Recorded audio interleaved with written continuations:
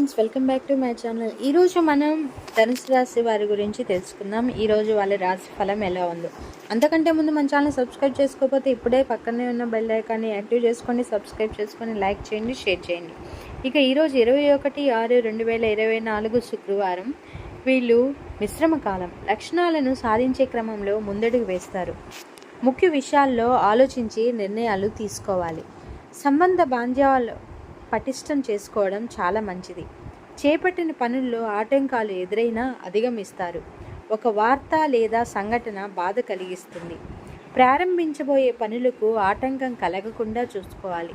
వృత్తి, ఉద్యోగ, వ్యాపారాల్లో కొన్ని నిర్ణయాలు మీకు అనుకూలంగా వస్తాయి. కొన్ని సంఘటనలు బాధ కలిగిస్తాయి.